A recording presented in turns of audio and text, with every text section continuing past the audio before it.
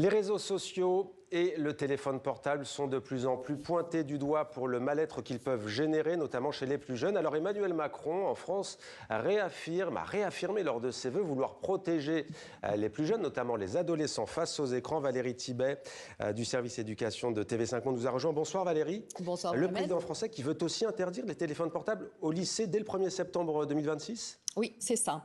Alors, la France emboîte le pas de l'Australie qui a donné le la le 10 décembre dernier en interdisant les réseaux sociaux aux moins de 15 ans. Un projet de loi va être examiné en France ce mois-ci.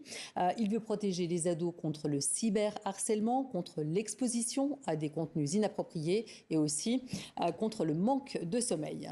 Et Valérie, un autre projet va encore plus loin ? Oui, alors la députée Laure Miller, qui est rapporteure de la commission d'enquête sur les effets néfastes de TikTok sur les mineurs, enfonce le clou.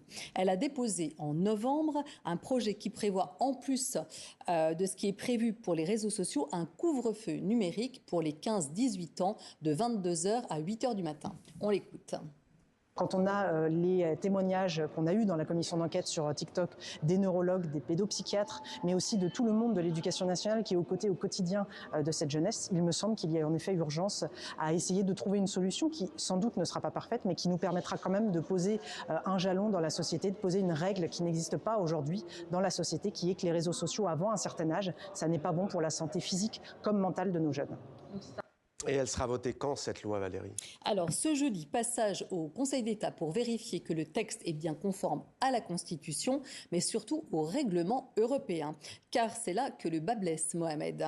La loi sur la majorité numérique, qui avait été promulguée en 2023, n'a jamais pu être appliquée car elle ne respectait pas les lois européennes. Mais depuis l'été dernier, l'UE a assoupli ce cadre pour laisser chaque pays légiférer. Et le chef de l'État, Emmanuel Macron, veut frapper un grand coup en interdisant aussi le téléphone portable dans les lycées, comme c'est déjà le cas d'ailleurs dans les collèges depuis 2018. C'est ça. Mais alors là, c'est une autre paire de manches dans les lycées, car contrairement au collège, les élèves au lycée sont plus autonomes, parfois ils sont déjà majeurs et juridiquement responsables. Mais pour la chef d'établissement que nous avons rencontrée, eh bien la règle sera la même pour tous.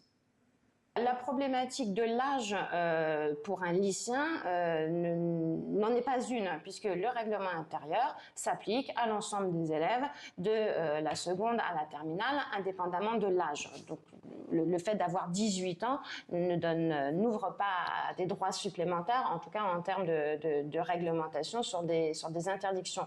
La difficulté va être lors des récréations en principe du matin, l'après-midi et bien sûr la pause méridienne, où on sait tous qu'un adolescent, et c'est pas propre aux lycéens, est toujours prompt à sortir discrètement son téléphone portable et à vouloir l'utiliser sur ces temps-là, qui sont des temps de circulation. On ne peut pas être derrière chaque lycéen. Voilà, donc c'est un peu compliqué. Alors pour la question des portables, les réponses sont peut-être à trouver chez nos voisins belges, néerlandais ou grecs, qui eux ont déjà mis cette interdiction en place depuis la rentrée 2024. Et ce sera l'un des grands sujets éducation 2026 qu'on suivra avec vous, Valérie. Merci beaucoup pour toutes ces précisions.